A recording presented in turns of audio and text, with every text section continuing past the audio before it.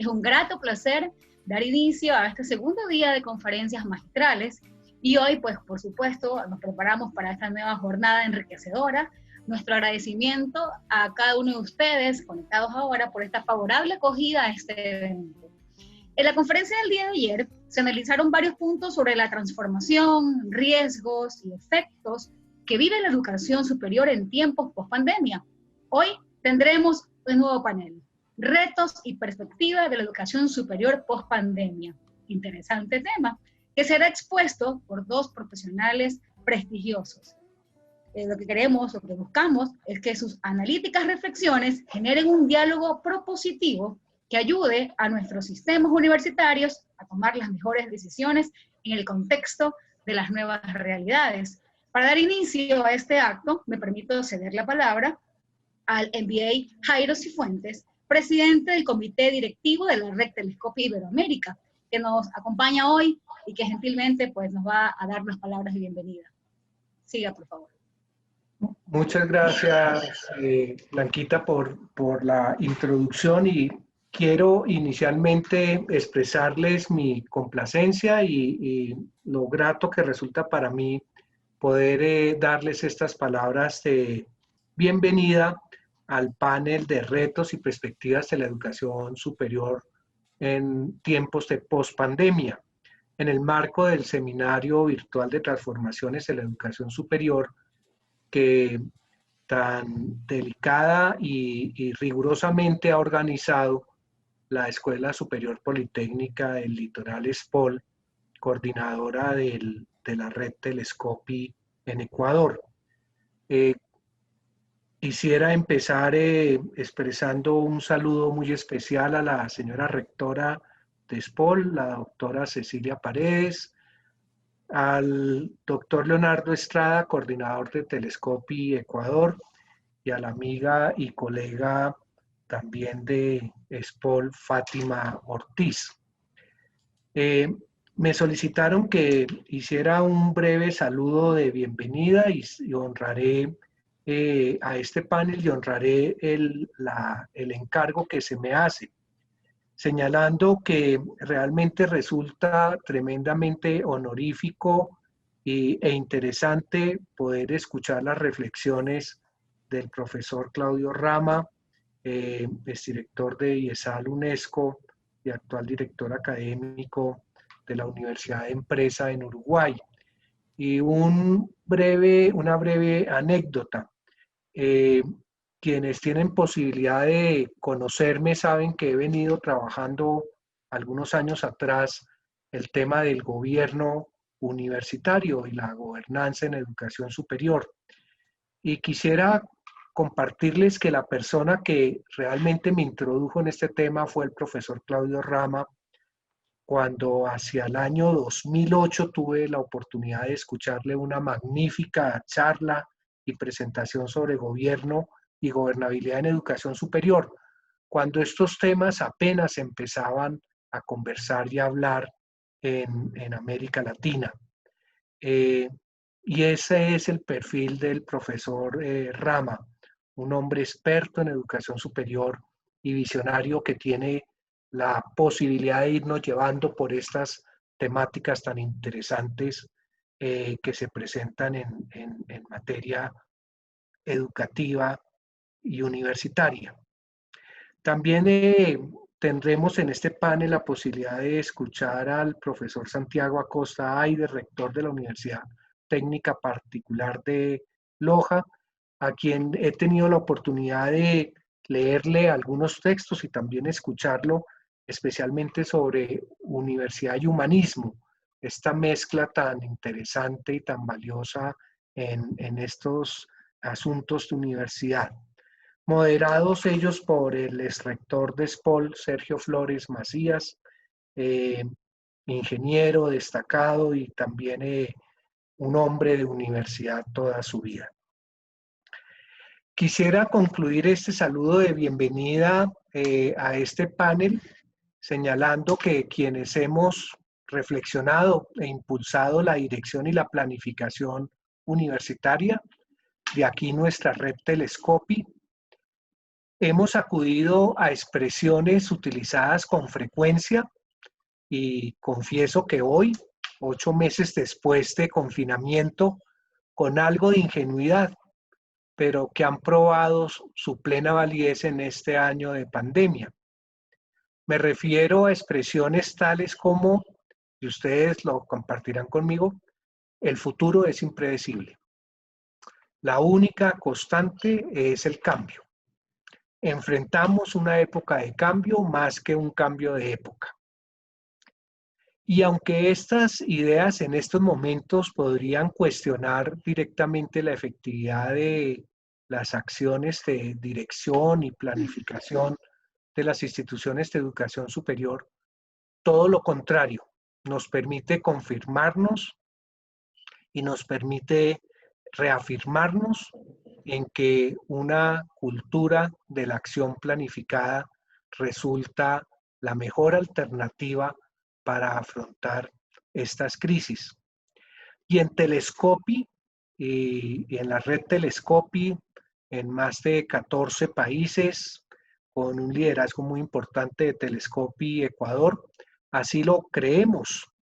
Y por ello convocamos permanentemente a la identificación de buenas prácticas en dirección y gestión universitarias, que es el activo, el capital principal de nuestra red y base que le permite a las instituciones compartir sus buenas experiencias para que otras instituciones colegas puedan tener como referente y generar y consolidar sus proyectos institucionales de alta calidad.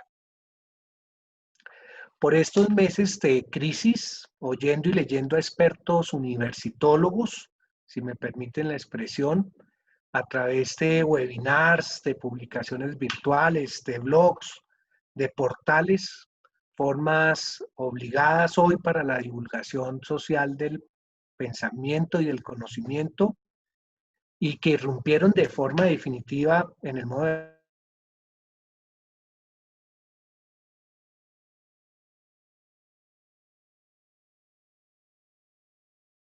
generalmente estos universitólogos en ubicar la acción de las universidades como en tres momentos. Uno, el de reacción, un segundo momento, el de recuperación, y un tercer momento, el de transformación. Pues bien, esta invitación que nos hace la SPOL y Telescopi Ecuador a este panel tan interesante que vamos a escuchar, se ubica en este tercer momento que se han identificado para las universidades y las instituciones de educación superior en su inmediato futuro, y es el de la transformación. Escucharemos entonces y deseo la mejor reflexión a nuestros dos panelistas y al moderador del panel. De nuevo, muchísimas gracias y encantado de estar acá compartiendo con ustedes este momento tan interesante de reflexión sobre educación superior. Gracias. Muchas gracias. Muchas gracias, doctor, por sus palabras. Y efectivamente, usted hacía mención de la persona quien va a estar a cargo de ser el moderador. A nosotros nos honra mucho contar con la presencia de él en esta tarde y es un placer presentar y dejar ante ustedes al magíster Sergio Flores, ex rector de SPOL, quien nos será en esta jornada de esta tarde pues, el encargado de presentar a nuestros prestigiosos exponentes y también moderar la jornada del día de hoy. Demos la bienvenida, damos paso a él para que sea el encargado de moderar. Escuchamos cada una de las dos secciones pendientes. Bienvenido, magíster Flores, y damos la palabra.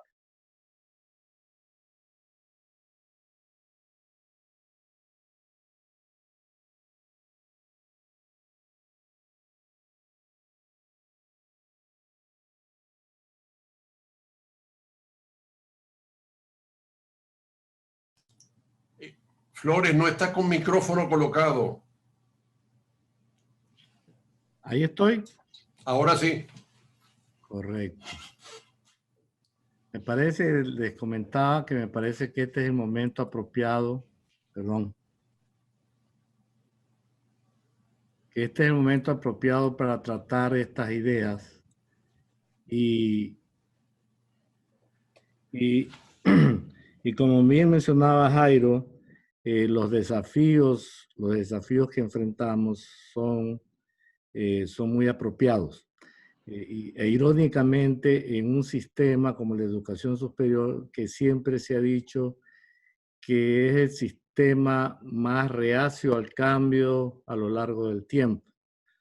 Y este es el momento casualmente para hablar de los cambios, de los desafíos al futuro, no solamente por el tema del COVID, sino por el tema de todo el desarrollo tecnológico que se avecina y de cómo vamos a preparar a los estudiantes desde que entran a la escuela primaria hasta que salen de la universidad, cuáles son las actitudes, las habilidades y valores que le vamos a enseñar y cómo se los vamos a enseñar, porque cuando ellos salgan, van a salir a un mundo donde los trabajos van a ser totalmente diferentes y los requerimientos van a ser totalmente diferentes. Y aquí en este caso, pues para estos retos y perspectivas tenemos a dos excelentes expositores, Claudio Rama y Santiago Acosta, que cada uno va a exponer durante 20 minutos y posteriormente tenemos una ronda de preguntas de 20 minutos. Las preguntas indudablemente van a ser a través del chat y pueden ser realizadas en cualquier momento. Vamos a iniciar este panel con Claudio, que es un investigador, consultor y profesor especializado en áreas de educación superior, muy conocido y reconocido en América Latina. Tiene un doctorado en educación, doctor en Derecho y 4 postdoctorados. Actualmente es director académico de la Universidad de la Empresa UDE en Uruguay y director del Doctorado de Educación Superior Universitaria de Argentina. Fue director del Instituto de la UNESCO para la Educación Superior en América Latina y Caribe, ESALC, rector de IAEN en Ecuador y decano de Ciencias Empresariales, entre otros cargos. Ha publicado 25 libros sobre temas de educación y ha sido distinguido con 7 doctorados honoris causa. Bienvenido, Claudio, y muchísimas gracias por tu participación.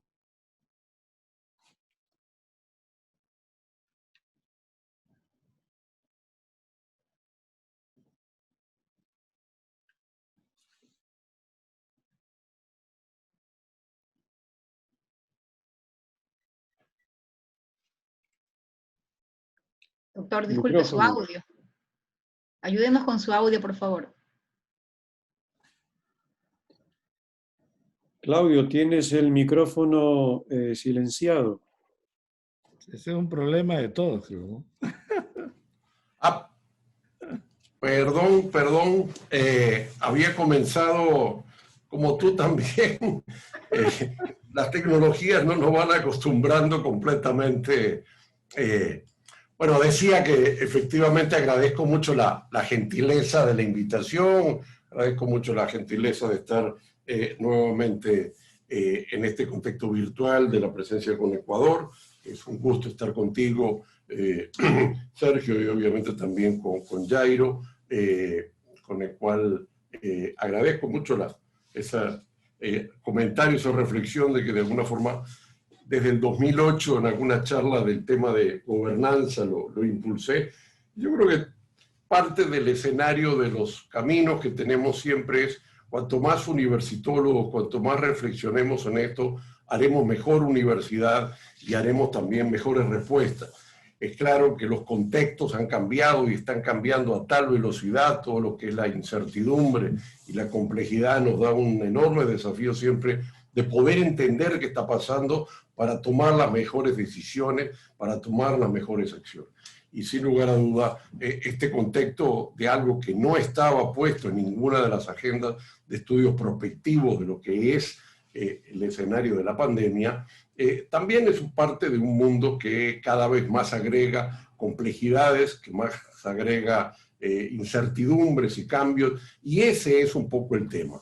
El tema es el escenario de la pandemia, el escenario de la crisis es un escenario de cambio, y que tenemos que verlo en esta dinámica, de alguna forma, cuáles son las tendencias que ya venían, cuáles son los cambios que están abriéndose en relación a la pandemia, cuáles son las oportunidades de tomar decisiones y hacia dónde más o menos camina el contexto de la educación superior. Es claro que no existen pitonisas, oráculos, delfos que nos permitan tener una perspectiva en un contexto tan cambiante en términos de los conocimientos, de los mercados de trabajo, de las tecnologías y también de las dinámicas políticas y de las transformaciones en los mercados de trabajo, pero en todo caso siempre el ejercicio del análisis prospectivo.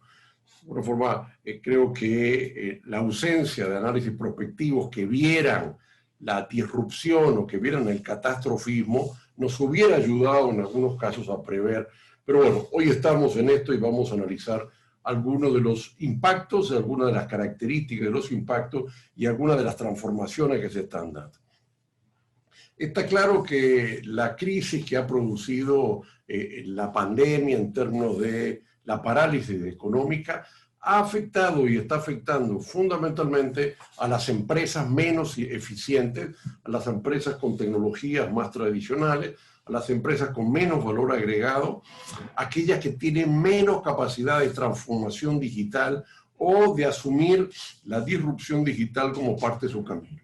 En este contexto se está produciendo, se está produciendo una dinámica en relación a la crisis de múltiples reingenierías.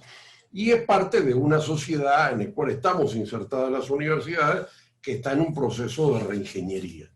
Son reingenierías que van hacia los cambios de los modelos de gestión, hacia cada vez más prestaciones menos presenciales, que incluyen el teletrabajo, la telesalud, la teleeducación, y que van a ir marcando unos avances en términos de lo que llamamos cada vez más la economía colaborativa, la economía desintermediarizada, la economía que integra productores y consumidores en el marco de prestaciones de servicio mediadas por Internet. Este es parte del contexto que la pandemia está acelerando. Y nos ha dado, en parte asociado a la crisis que tiene el sistema de la concentración poblacional en el sector universitario, un avance hacia un cambio de un modelo de educación, vamos a analizar, y lo que estamos sosteniendo es que apareció otro modelo de educación a distancia, un modelo de educación que nosotros le llamamos híbrido, que está cambiando la educación a distancia, la propia dinámica presencial cuando vuelva a la normalidad y las lógicas del funcionamiento de la gobernanza universitaria. Este es un poco el escenario que nos está dando la pandemia, no como crisis, sino la pandemia como oportunidad. Y también la pandemia como el aceleramiento de algunos cambios. Toda crisis, en la medida que implica una disrupción de algún proceso de producción o de algún proceso de funcionamiento, es un punto de inflexión, es un punto de corte y es un punto de apertura a nuevos caminos. Por algo ese concepto chino de la crisis como oportunidad es parte de un escenario de reflexión. Cuando analizamos crisis como conjunto de categorías y de conceptos, no una crisis permanente, sino una crisis realmente estructural que marca un punto de inflexión y un punto de cambio. Muchas veces hemos analizado los conceptos de crisis como algo permanente y eso no es correcto. Las crisis son unos puntos de la continuidad, unos puntos en los cuales parte de las tradiciones que venían dejan de tener esta característica, dejan de tener estos componentes determinados y se pasa a un otro escenario, a otra dinámica. El mundo funciona por fases y por etapas cada una de estas etapas está mediada o está intermediada o está impulsada o está cortada por una determinada crisis, y esta crisis es el punto de corte de prácticas, de dinámicas económicas, es un aceleramiento de algunos de los elementos larvados del desarrollo, y es también el agotamiento de algunas de las formas de funcionamiento anteriores.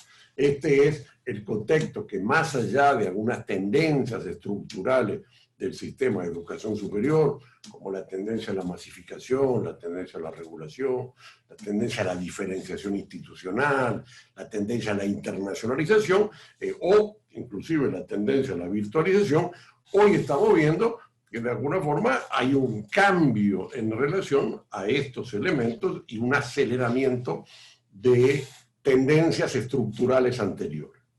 O sea, lo que quiero sostener es, nosotros estamos en un contexto de un ciclo económico que es un ciclo social que arranca desde la lógica de la década de los 70 con el avance de la microelectrónica y la programación.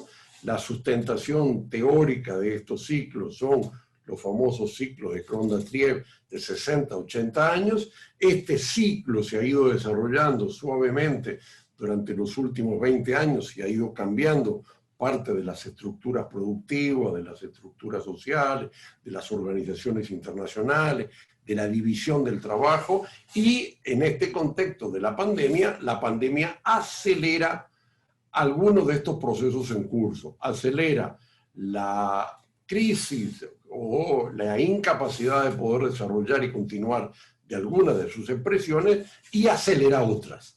Y esto es un poco lo que de alguna forma nosotros estamos visualizando, que es parte de este escenario. Quiero marcar 4 o 5 que son de carácter coyuntural, pero que muestran elementos estructurales. O sea, nosotros estamos hoy en un corrimiento hacia una economía, hacia formas de comercio en red más barata. ¿Correcto? Esto lo vemos en el aumento de equipamientos informáticos, de los servicios tecnológicos, lo vemos en las ciudades, si quieres, un poco caricaturescamente, en las ventas online o delivery, el aumento de la lógica de depósitos, y esto es parte de todo un sistema que está transformando el carácter del funcionamiento de economías de servicio basadas en la intermediación.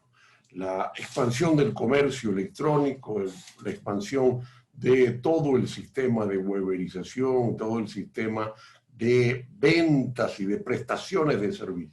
Un poco en el juego de Netflix, Airbnb y muchísimas de las mediaciones que estamos teniendo, no solo refieren a los contenidos intangibles, sino que se avanza a un paso superior. Esta dinámica de expansión de lógicas del comercio electrónico también, es claro, son las que ponen las empresas de la fase correspondiente a la economía digital más arriba, ¿correcto? La lógica de estas 5 grandes como es Amazon y algunas de las otras nos va mostrando esta característica central del tema. Esto nos da también una segunda variable en este tema, que es el trabajo en red. El teletrabajo, la telemedicina, todavía no hemos visto avanzar la telejusticia, la teleeducación, el telecomercio. Son cientos de trechos de actividades, tanto presenciales, tanto tangibles como intangibles, que están de alguna forma acelerando un proceso. Esto es la búsqueda del ahorro de costos, la búsqueda de la eficiencia de los tiempos de la gente, la búsqueda de la mayor felicidad de las personas, y que de alguna forma la pandemia, como aumento del requerimiento de distancia social, acelera fuertemente. Y este tema correspondiente a la búsqueda de menos desplazamiento y de trámites administrativos, bancarios, de servicios, de prestación de servicios, está dando un escenario de transformación gracias a los menores costos que tiene la lógica digital, las redes que ya están funcionando. Este desarrollo del trabajo en red como segundo componente es una derivación de un proceso fuerte que se ha ido desarrollando en los últimos 20 años de establecimiento de redes internacionales, sobre todo redes de comunicación abajo del agua, de sistemas correspondientes a sistemas satelitales de comunicación, de todo lo que es la comprensión digital y el desarrollo de las redes de fibra óptica y todo lo que es el pasaje al ancho de banda. Aunque hoy en América Latina tenemos un nivel de ancho de banda menor, que obviamente en todos los países, que también tenemos un peso de las telecomunicaciones, que el promedio es el 2,1% del Producto Bruto, cuando en los países centrales es 4,2%, de alguna forma se ha ido acelerando, veníamos retrasados en esta tendencia nos está marcando y está acelerando los procesos. El tercer elemento que quisiéramos marcar es el aumento del consumo de contenidos en términos de contenidos intangibles a través de la red. ¿Correcto? El consumo de entretenimiento, de educación, de cultura, de información y de enseñanza es parte de la dinámica de funcionamiento. Durante la década del 80 y el 90 hemos visto la expansión de todo el sistema de la digitalización de los procesos culturales, las redes de cable, la internacionalización del cine, de la música, que obviamente terminaron teniendo unos operadores potentes, que son las grandes empresas que producen a través de las redes y que cada vez hay más oferentes y cada vez un espacio más competitivo, pero de grandes players. Y se puede caricaturizar en Spotify o se puede caricaturizar en Netflix, pero expresa un escenario en el cual ha habido un corrimiento y una tendencia al corrimiento. Y correlativamente con eso es la reducción de la comunicación escrita en papel y el tema de la convergencia digital y también claramente el pasaje de la lógica de publicidad y de televisión y radio hacia lógica digital. Estamos viendo con mayor consumo de contenidos y de información a través de la lógica de Internet, que es parte de una derivación de los elementos anteriores.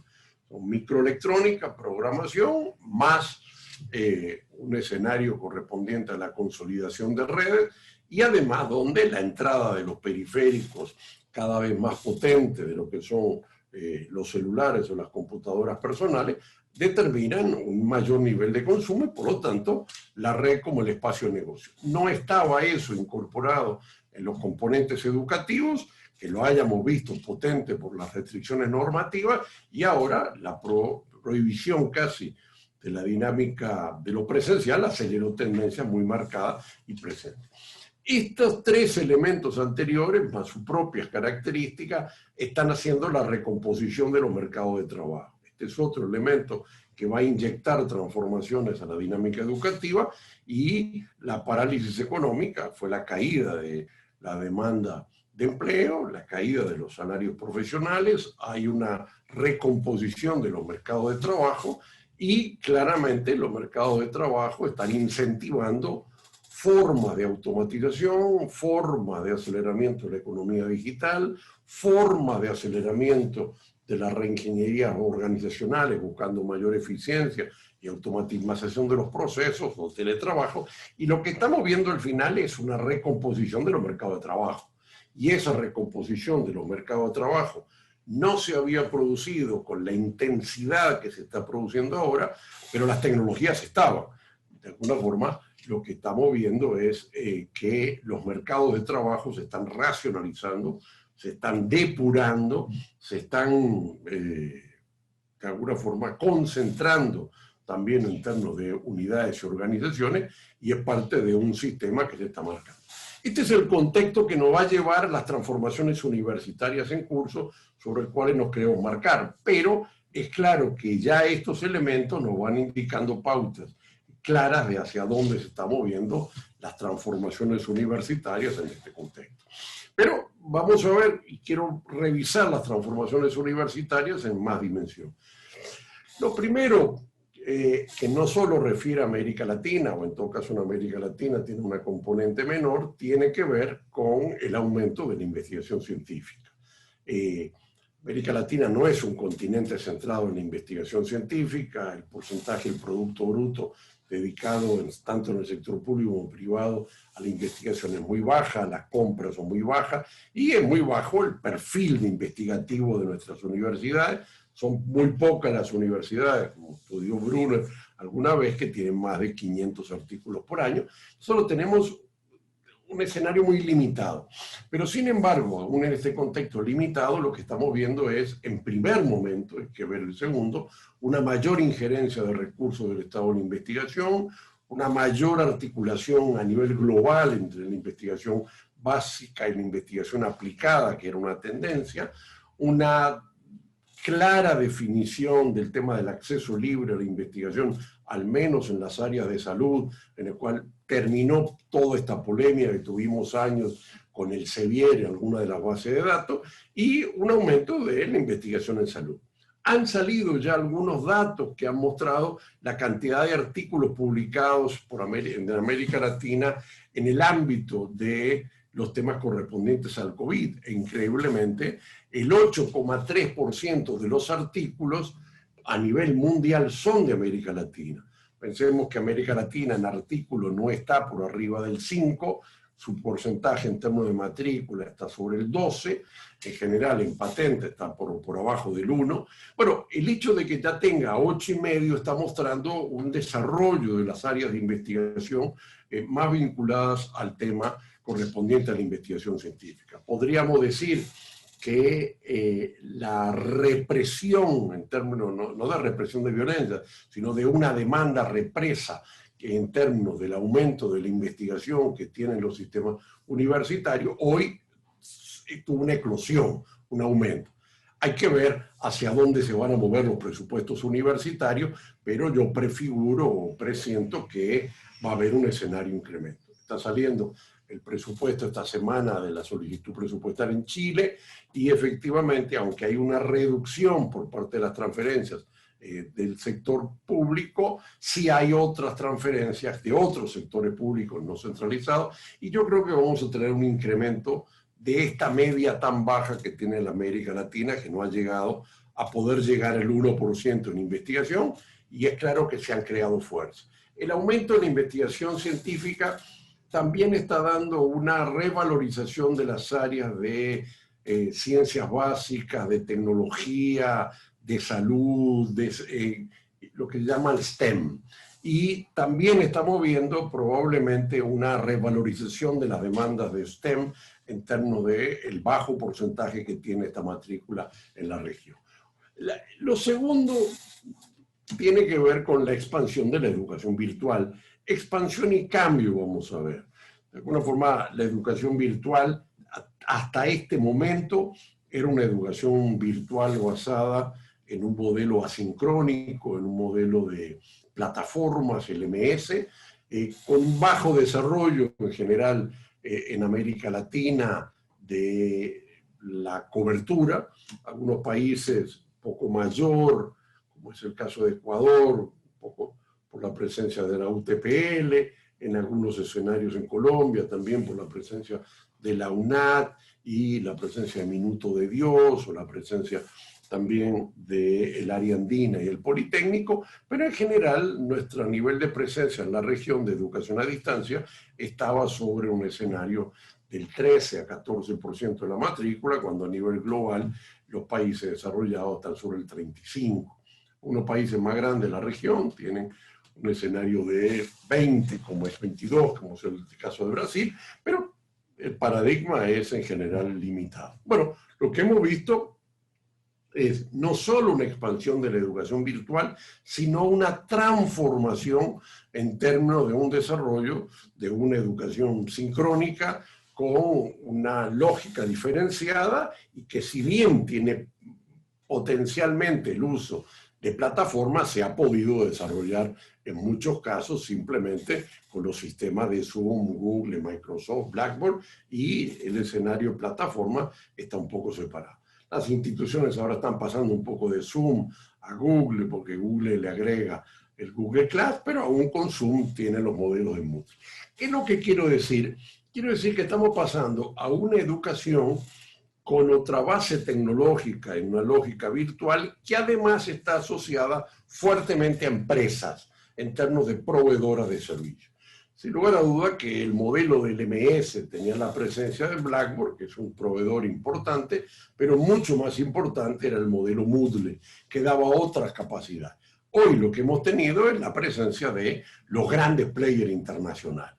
Cómo se han movido las acciones en la bolsa de valores del Nasdaq, de Zoom, de Google, de Microsoft, es un indicador monstruoso de lo que significa la valorización. Si uno mide Zoom, Zoom tenía un valor de las acciones que creció por 37 entre el 1 de febrero y el 30 de octubre, y las dimensiones, no, 37 no, 8.7 veces, pasó de $119 a 537, una rentabilidad realmente muy acelerada.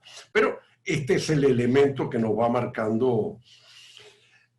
En el otro elemento universitario, la transformación de la gestión universitaria. La gestión universitaria es una gestión en general pesada, jerárquica, burocratizada, formal, y las lógicas de siempre la dinámica de una gestión diferenciada, de una gestión en red, no se ha podido hacer.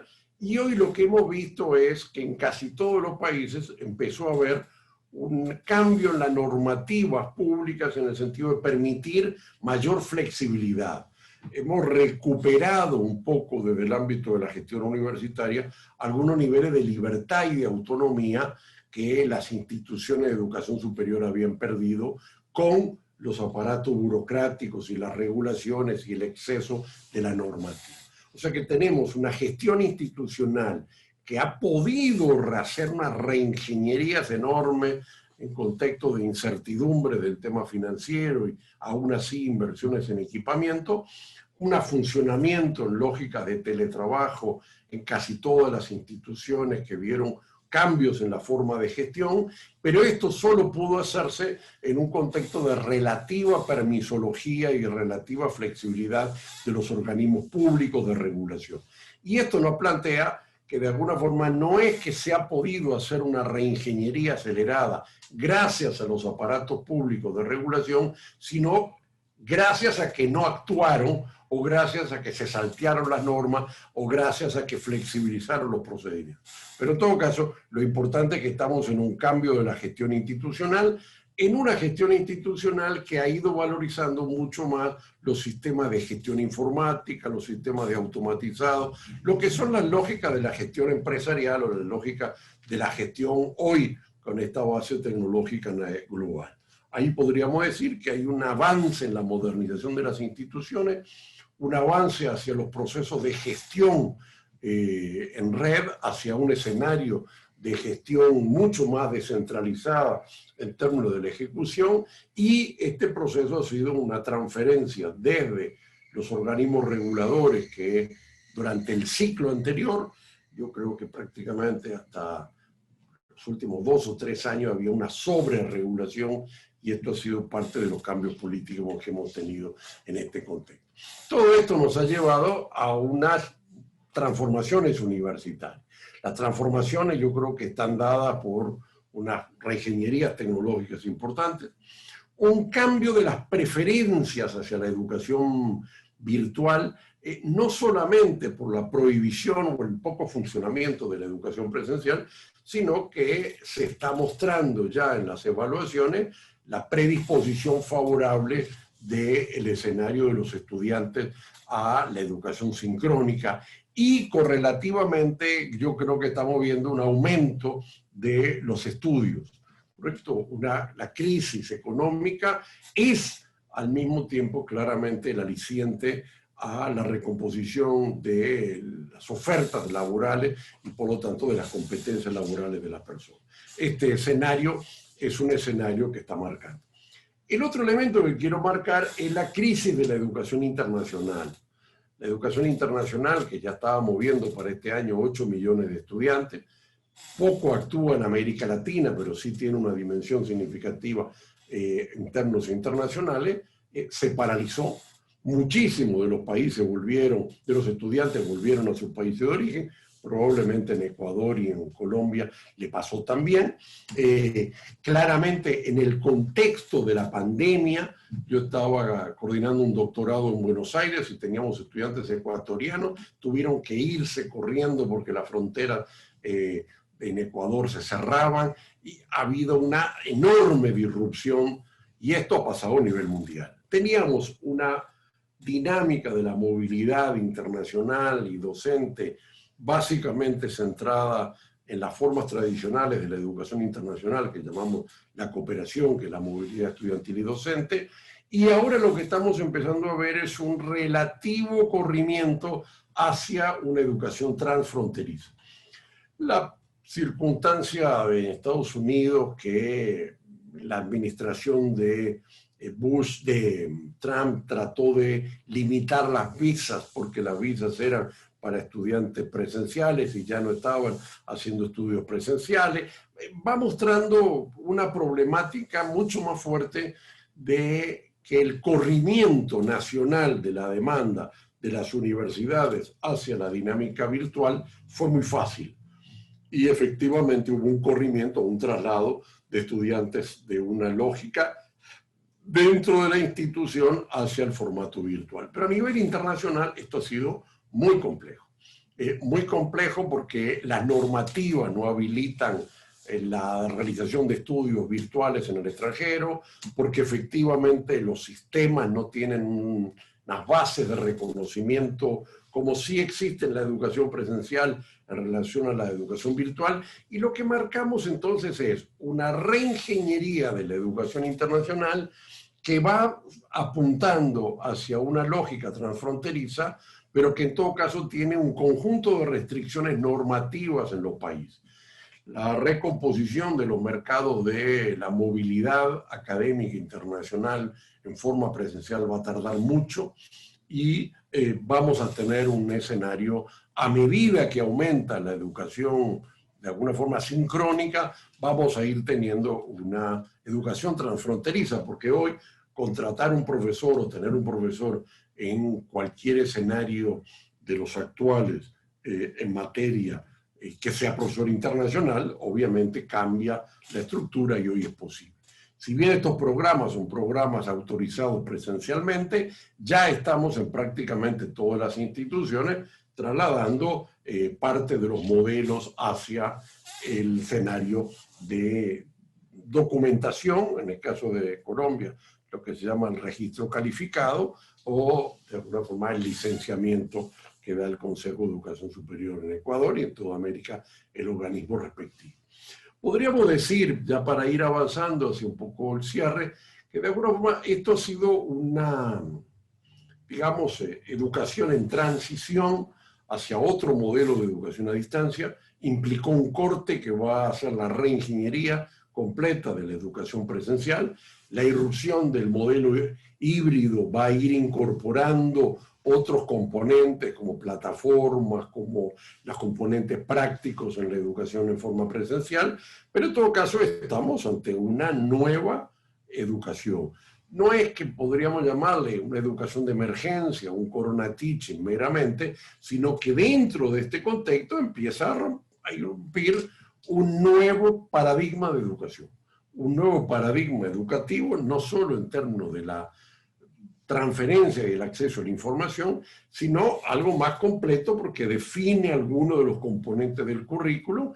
Hoy ya no tenía sentido muchos de los elementos de la presencialidad ante la tecnología, ya era más una norma burocrática o un requisito para la facturación y el funcionamiento, pero obviamente que era cambiado. Este escenario obviamente que ha tenido un aprestamiento desigual. Aquí vienen los problemas que son parte de los desafíos. El desafío de la regionalización está limitado porque la regionalización implica redes nacionales que no hay. Y hoy tenemos en América Latina no ya una desigualdad en la lógica presencial, podemos pensar lo que puede ser entre una ciudad grande y el interior, lo que puede ser, o sea, entre Tena en Ecuador y Quito, o entre Bogotá y el Chocó, la diferencia que hay es notoria. O sea que tenemos las debilidades correspondientes a una lógica nacional, que es hacia donde va a impulsar lo digital, porque lo digital va a conformar más estructuras de redes nacionales.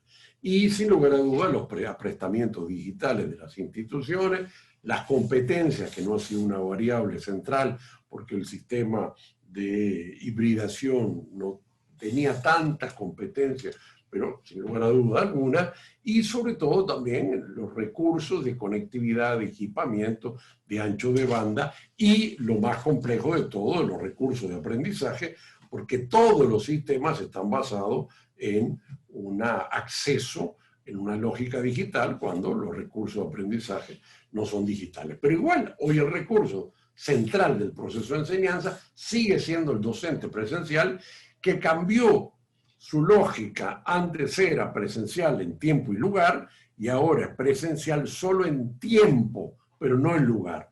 De alguna forma hay un fraccionamiento de la lógica de la sincronía. No es la misma sincronía de lo presencial en términos de tiempo y lugar, y ahora tenemos una sincronía diferenciada. Inclusive el concepto de sincrónico a sincrónico es un concepto muy simple, y la dinámica es mucho más, digamos, diferenciada, no tan dicotómica, y nos lleva a una categoría nueva a analizar respecto a el tema de los sincrónicos. Conclusiones de esta rápida presentación es, de alguna forma, la irrupción de una nueva modalidad educativa que va a marcar las características de todo el proceso. Esta modalidad educativa no solo es para la transferencia de información, sino que estamos viendo, por ejemplo, Harvard entró a ofrecer medicina 100% virtual. O sea que no estamos hablando meramente de la, digamos, del acceso a la información o de la clase presencial a través de redes de internet, sino estamos a un escenario mucho más completo de recursos de aprendizaje, simuladores, prácticas de clase invertidas, dinámicas de clase ampliada, y todas las formas que van a empezar a crearse a través de este escenario de una educación donde el eje parecería ser, al menos hasta hoy, correspondiente a dinámica de presencia del docente con sus propias horas de medición, no en forma sincrónica. Este es un camino que en la puerta ya tenemos prácticas correspondientes a la holografía, que todavía dan un escenario mucho más potente, y ya la holografía no es un carácter experimental, sino que ya hay empresas que están comercializando equipos de holografía, y ya hay eventos y congresos que de alguna forma están en holografía. Esto es parte de un avance a una lógica de mayores reingenierías en términos educativos y en términos de un impacto que está transformando la educación, no solo la educación, digamos, virtual, que hoy cambió, y además de tener la semipresencial, la virtual asincrónica, tiene la virtual sincrónica, además de los MOOCs, tiene otra nueva relación de cómo se estructura la paleta de la multimodalidad y, sobre todo, la paleta de la educación presencial. La educación presencial hoy va a tener un escenario de combinatoria mucho más marcado, y es claro que ante una diversidad de estudiantes, de campo disciplinario, de mercado de trabajo, no va a poder seguir funcionando una educación sin diversidad como es la educación presencial, ¿correcto? Hoy ya la superación de lo presencial para mí es definitiva, en el sentido de que las estructuras de costos, las prestaciones de servicios y las demandas han cambiado, y que hoy vamos a tener una relativa combinatoria hacia una educación con algunos componentes presenciales, pero que lo central es parte de esta dinámica de educación que todavía agrega las limitaciones como tenía la presencial. La presencial tenía la limitación de tiempo y lugar, esta tiene la limitación de tiempo, porque entonces la clase se programa a las 8 de la noche, pero en la medida que entremos a sistemas que permitan la grabación, por lo tanto vamos a encontrar también una complejidad entre la clase sincrónica o la clase como recurso de aprendizaje, con todas las problemáticas que ello tiene en términos de los derechos de propiedad intelectual, la remuneración de los docentes y, de alguna forma, el vaciamiento del aula ante el escenario del recurso de aprendizaje. Pero creo que también es un punto más en esta dinámica que vamos avanzando hacia una educación que se centraliza en los recursos de aprendizaje. La lógica de la educación a distancia basada en el LMS, bueno, es una educación que se basa al final en los recursos de aprendizaje, el libro o el video. Bueno, hoy es una educación que mantiene la lógica de la presencialidad, que sin lugar a dudas tiene la base del conectivismo en el sentido de la conexión, pero que también nos va poniendo en un camino hacia la educación basada en recursos de aprendizaje. Creo que por atrás empiezan las universidades a competir, obviamente todavía con el monopolio de la certificación, con los recursos de aprendizaje, con Google, que de alguna forma, con YouTube, podríamos decir, que es parte de este contexto. Pero, en todo caso, este es el punto de corte para mí que la pandemia nos dio a los sistemas universitarios, acelera la tendencia a la virtualización, a la tendencia a la internacionalización, coloca un desafío tecnológico nuevo y aumenta el proceso hacia el camino de la automatización educativa y donde vamos a tener procesos de intercambio cada vez más mediados con tecnologías, a pesar de que sean con participación de profesores con una lógica presencial. Esa era mi presentación y quedo a vuestra disposición de consultas, dudas o inclusive obviamente siempre negaciones o consideraciones. Fue un lindo gusto y estoy a vuestra disposición, amable. Muchas gracias. Muchas gracias. Bueno, pero ahora viene Santiago, perdón. Sí. No sé si se me pasó el tiempo, pido excusas, Santiago. Viene Santiago. Está sin micrófono, Sergio. Debo estar con micrófono. Micrófono. Micrófono tengo. Allá, micrófono. Sí, sí. ¿Sí? Ya. Sí, sí. Muchas gracias por la presentación. Yo creo que lo que han mencionado... El micrófono, Sergio. Tengo micrófono. Tengo el micrófono puesto. ¿Ah? ¿Aló? ¿Micrófono? Sí, era yo que lo tenía bajado el parlante, perdón. Ah, bueno. Ok. Ya, lo que mencionaba es que la presentación muy interesante, el hecho del planteamiento de que la crisis acelera la transformación en 5 puntos, y estos 5 puntos donde se ha acelerado la transformación nos ha afectado a la universidad. Nos ha afectado de manera negativa y de manera positiva, porque nos ha hecho o nos ha obligado a hacer una reingeniería, una transformación, una reingeniería, y desde varios puntos de vista, ¿no es verdad? Ya la enseñanza ya no la vamos a visualizar como una enseñanza netamente presencial, sino una enseñanza híbrida. Tampoco es que la virtual es la solución, como se pensaba cuando se dieron los MOOC, sino que estamos viendo que es una enseñanza híbrida, con varias metodologías, la clase invertida, la en línea, la presencial, etcétera, etcétera. Y que todo esto y todas estas transformaciones y esta aceleración que estamos haciendo y vamos a hacer, en parte están basadas en tener una gestión adecuada, y esta gestión adecuada se da cuando hay mayor autonomía, que es lo que ha ocurrido. Esta mayor libertad o esta mayor autonomía ha ocurrido, sea porque no han tomado acciones o porque expresamente se ha dado esta autonomía. Una autonomía que creo yo que hay que seguirla discutiendo porque hemos visto que es la base fundamental para tener una gestión eficiente y poder hacer las transformaciones que muy bien plantea Claudio, poderlas hacer adecuadamente. Las preguntas, como digo, las pueden hacer a través del chat y al final, después de Santiago, entonces vamos a hacer la ronda de preguntas. Entonces ahora vamos a compartir un rato con Santiago Acosta, doctor en Filología por la Universidad de La Laguna, España, con premio extraordinario de doctorado. Su área principal es la literatura hispanoamericana. Él en la actualidad es rector de la UTPL, de la Universidad Técnica Particular de Loja. Anteriormente pues ha estado en otras universidades, en otros países como en Perú, en Rusia, en Bolivia.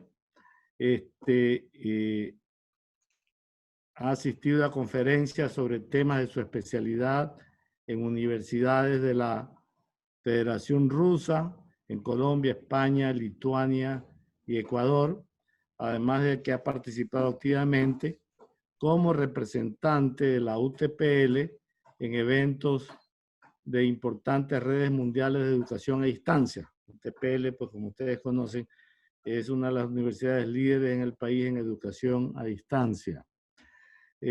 Como la EADTU, European Association of Distant Teaching Universities, y la ICDE, International Council for Open and Distance Education. Es director ejecutivo de CALET, Instituto Latinoamericano y el Caribe de Calidad en Educación Superior a Distancia, director de la Cátedra Fernando Rielo de Filosofía y Estadística de la UTPL y miembro de la Escuela del Pensamiento. Gracias, Santiago, bienvenido y te cedo la palabra. Muchas gracias, Sergio. Un saludo a la rectora de la ESPOL, la doctora Cecilia Paredes. Agradezco muchísimo a la ESPOL la invitación a participar en este evento. Saludo también a Claudio Rama, que ha dado una exposición magistral sobre estos escenarios futuros de la educación en el mundo y en la región. Y saludo a todos los participantes en el evento.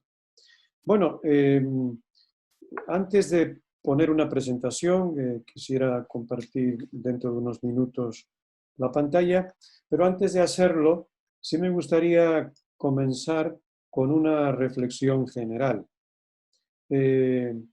Esta pandemia, este periodo en el que todavía no vemos una salida al final del túnel, porque no la hay, hasta que no exista una vacuna que se distribuya a toda la población, y eso no va a suceder hasta el año que viene, y probablemente hasta finales del año que viene no se pueda hablar de una normalización o de una vuelta a la normalidad. Lo que esta pandemia nos ha enseñado, o por lo menos me ha enseñado a mí, es que aquello que sabíamos en teoría, que vivimos en un mundo de incertidumbre, es una triste realidad. Y digo triste porque las consecuencias de la pandemia han sido pavorosas en el mundo económico, sanitario, social, educativo. Yo creo que tenemos que empezar a acostumbrarnos a vivir en un mundo en el que ya no podemos mantener certezas. Y cuando digo que no podemos mantener certezas, distingo entre certeza y verdad. Sé que estamos en la época de la posverdad, de la posmodernidad, del transhumanismo, del poshumanismo. Todo parece estar en declive. Pero creo que no se puede plantear que las universidades que son creadoras de conocimiento no sean instituciones que buscan la verdad. La verdad existe y la verdad no es la verdad absoluta de los dogmas, por supuesto. La verdad es el sentido último de la realidad, el sentido de la experiencia humana. Todos los seres humanos somos buscadores de sentido y no podemos vivir si no atribuimos significado a nuestras experiencias. Y desde luego no puede haber ciencia si no hay construcción de teorías que interpreten el mundo o que den razón de un objeto de conocimiento. Evidentemente, las teorías científicas son falsables. Y si aparece una mejor, sustituimos la que teníamos por la nueva. Pero no se puede hablar de auténtica construcción del conocimiento, de generación del conocimiento, si no hablamos de una búsqueda permanente de la verdad. Pero distingo por eso entre certeza y verdad. Sigo siendo alguien que cree en la verdad, aunque ya no creo en las certezas. Esta pandemia ha destrozado todas mis certezas. ¿Quién iba a decir hace apenas 8 meses que toda la educación presencial se iba a trasladar a plataformas virtuales? Si alguien lo hubiese dicho hace un poquito más de 8 meses, pensaríamos que era un chiflado apocalíptico, pero no, esta es la realidad. Y esta realidad se va a convertir en algo cada vez más frecuente. Cada vez más tendremos que acostumbrarnos a navegar en la incertidumbre de crisis, nuevas crisis sanitarias, crisis políticas. Fíjense lo que está pasando en Estados Unidos, un presidente que duda del sistema electoral de la democracia más antigua del mundo, es algo inusitado, crisis económicas, 41 millones de personas han perdido su empleo en América Latina a consecuencia de la pandemia, crisis educativas, en definitiva, crisis de todo tipo. Creo que las universidades, algo que tenemos que aprender de este tiempo de pandemia es que tenemos que empezar a gestionar riesgos y gestionar crisis. Esta debe ser una de las competencias que los gestores universitarios tenemos que plantearnos como necesaria. No cabe duda de que vivimos ante una realidad líquida, una realidad de incertidumbres, una realidad en la que va a ser cada vez más difícil mantener certezas. Y ante este panorama, la palabra clave es transformación. Se ha dicho varias veces por parte de quienes me han antecedido en el uso de la palabra. Las universidades tienen que transformarse. Ya no se puede enseñar como antes, ya no se aprende como antes. Por tanto, las universidades no pueden plantearse seguir siendo las mismas que hace 10, 20 años. Se dice, lo ha dicho el Instituto del Futuro, que el 85% de los trabajos que va a existir en el 2030 no se ha inventado todavía. Me parece exagerado, pero bueno, por ahí van las predicciones. Cada vez es más difícil predecir el futuro, por lo tanto, lo único que podemos hacer es hablar de cómo pensamos que deben ser las universidades en el futuro, no cómo va a ser el futuro de las universidades, porque no va a existir un solo futuro, va a haber muchos futuros. Y cuando se habla de transformación de las universidades es importantísimo que nos planteemos algo que se suele perder de vista. Las universidades somos instituciones varias veces centenarias. Las universidades tenemos que permanecer fieles a una tradición que no podemos perder.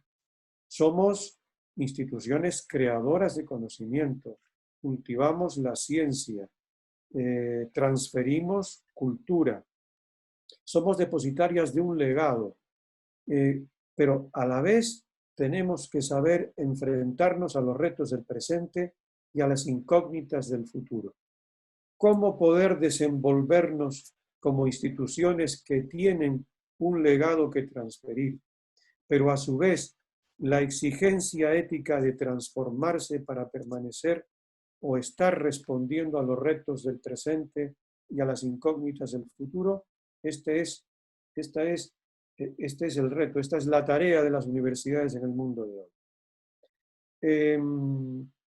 Voy a poner una presentación, quiero compartir pantalla A ver si...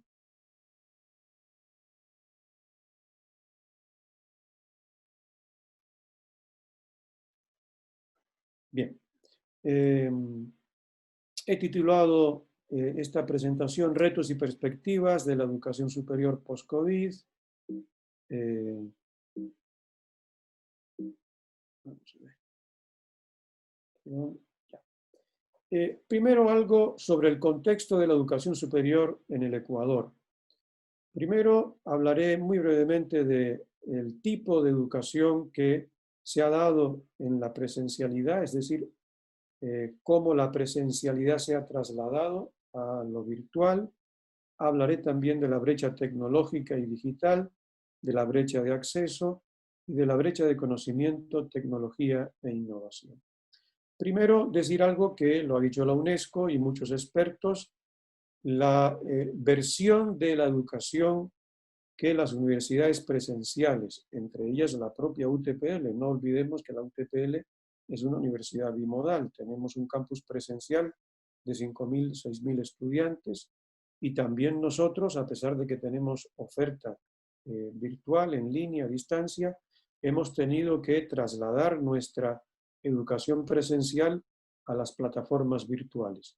Pero el tipo de educación resultante de este traslado de lo presencial a lo virtual no es propiamente hablando educación virtual, sino educación remota de emergencia, que se ha caracterizado, por lo menos en este ciclo que concluyó, en que fue preferentemente replicativa.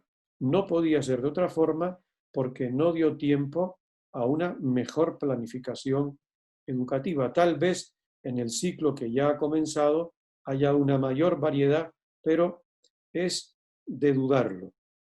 Por tanto, han salido a flote muchas deficiencias pedagógicas, los estudiantes han tenido que estar muchas horas conectados a la pantalla, muchas horas escuchando, muchas horas sometidos a un esquema de aprendizaje puramente pasivo. Todo esto que ha ocasionado tensión, ha ocasionado a veces incluso enfermedades, ansiedad, enfermedades de orden psicológico, ansiedad, angustia, problemas en las familias que veían que los recursos tecnológicos había que compartirlos, entre ellos la banda ancha de Internet. Algunas familias han podido contratar mayor ancho de banda, en otros casos eso no ha sido posible. Y ha habido familias con grandes deficiencias tecnológicas que han quedado fuera de la educación. Y desde luego han surgido o han quedado en evidencia los graves problemas de alfabetización digital de la población y de parte de los estudiantes y profesores. En Ecuador, según el INEC, son estadísticas del año pasado, solo el 45% de los hogares tiene acceso a Internet. Pensemos lo que esto ha supuesto en esta educación remota de emergencia. El panorama es todavía peor en las zonas rurales. Un 20% solamente, 21% de los hogares tienen acceso a Internet. Y la cifra de analfabetismo digital en el país, según el INEC, es del 11%, pero el INEC entiende el analfabetismo digital como el de aquella población comprendida entre los 15 y 49 años, se descarta la población mayor de 50 años, que no tiene acceso a Internet, no usa computador y en el último año no ha tenido un teléfono celular activo. Esto nos da una visión, por lo menos instantánea, de esta brecha tecnológica y digital en nuestro país. Hay una brecha de conocimiento, tecnología e innovación en la educación superior ecuatoriana. Fíjense, solo hay 8 programas de doctorado en el país. He descubierto que 3 los ofrece la ESPOL, la Flaxo 4 y la Escuela Politécnica Nacional 1. Si solamente hay 8 doctorados en el país, eso significa que tenemos una dependencia de conocimiento respecto del exterior muy grande. ¿Cómo vamos a afrontar esto? Es un problema muy serio. También de tecnología, las universidades ecuatorianas no hacemos transferencia de tecnología, no tenemos estructuras de transferencia de conocimiento y de tecnología, por tanto el conocimiento que generamos y la tecnología que producimos quedan muy lejos del mercado. Y desde luego nuestros ecosistemas de innovación y emprendimiento son también muy débiles. Hablemos del futuro de la educación superior en Ecuador y el mundo. Creo que está claro que estamos en una sociedad digital. Otros ámbitos de la sociedad se han digitalizado muchísimo más rápido que la educación, pero cada vez más la educación se tiene que digitalizar. Y no solamente la educación, en el sentido de que la oferta educativa tendrá componentes de digitalización mayor, sino que las universidades se tienen que transformar digitalmente. El factor clave, la calidad. Hablaré también de políticas públicas y de varios futuros. Primero, cómo las universidades pueden crear entornos de enseñanza y aprendizaje en los que los estudiantes adquieran mayores competencias digitales y se puedan preparar para una sociedad digital que no es el futuro, es el presente. Una sociedad donde las competencias claves van a ser lo que se llaman las competencias emprendedoras, la creatividad, la flexibilidad cognitiva, el aprendizaje colaborativo, la solución de problemas, pero también, y ojo, las competencias de tipo ético. Cada vez más, lo hemos visto en la pandemia ha sacado a relucir lo mejor y lo peor de los seres humanos. Lo mejor, la solidaridad, la generosidad, la ayuda; lo peor, los casos en los que hemos sido egoístas o hemos discriminado, por ejemplo, a los enfermos de coronavirus. Lo mejor, la entrega heroica de los profesionales de la salud; lo peor, pues ya lo he indicado, ¿no? Esta falta de solidaridad personal que en muchas ocasiones ha surgido en la locura de la pandemia. Está claro, por tanto, que las universidades tienen que transformar sus entornos de enseñanza y aprendizaje, desde la disposición de las aulas o la misma arquitectura de los entornos de aprendizaje, una arquitectura, un diseño arquitectónico más ágil, más que fomente la interactividad y las puestas en práctica de formas de aprendizaje más experienciales. Vamos hacia la multimodalidad. Las universidades que son unimodales cada vez más se van a convertir en bimodales y multimodales. Se combinará la presencialidad, la hibridación y la virtualidad. Y desde luego no podemos aprender y enseñar como antes. Se requieren más tecnologías aplicadas al aprendizaje y, como decía García Aretio, a la vez que tecnologías disruptivas, pedagogías disruptivas. ¿Cuáles son esas pedagogías? Bueno, el aprendizaje basado en problemas, basado en retos, basado en proyectos, el estudio de casos, el estudio de casos prácticos, el uso de simulación, de realidad virtual. En definitiva, tenemos que enriquecer nuestras formas de enseñar y aprender. Hay nuevos perfiles de aprendices, como hay también se plantea la necesidad de nuevos perfiles de profesores. Un profesor que sea menos expositor magistral, menos profesor magistral, y sea más un facilitador, un guía y un mentor. Por tanto, nuevas competencias docentes y nuevas funciones docentes. La calidad es el factor clave. La calidad, y yo diría también la diferenciación. Va a haber mayor competencia en la educación superior. La competencia va a crecer sobre todo en las economías emergentes y en los países en desarrollo. Eso significa que las universidades del primer mundo cada vez más vendrán a nuestras regiones en desarrollo, a disputar esta demanda cada vez mayor de educación superior y de aprendizaje a lo largo de toda la vida. Ya lo he dicho, nuevas formas de aprender. También, y esto es una llamada a las agencias de acreditación y aseguramiento de la calidad, se tienen que imponer nuevas formas de evaluar la calidad.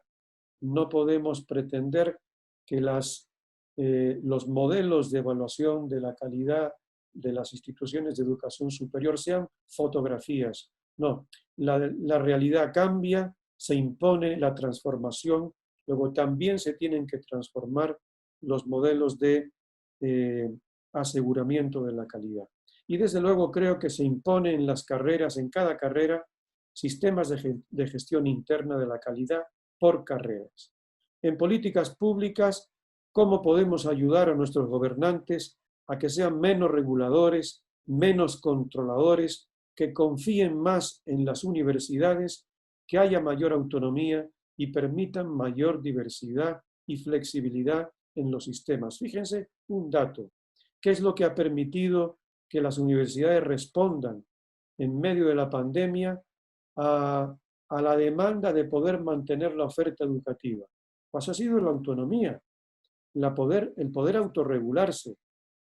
Inmediatamente el SES desregularizó muchos aspectos del sistema para que las universidades pudieran responder a la pandemia. Sin esta desregularización, sin este mayor grado de autonomía por parte de las universidades, difícilmente hubiésemos podido responder a las exigencias de la crisis educativa.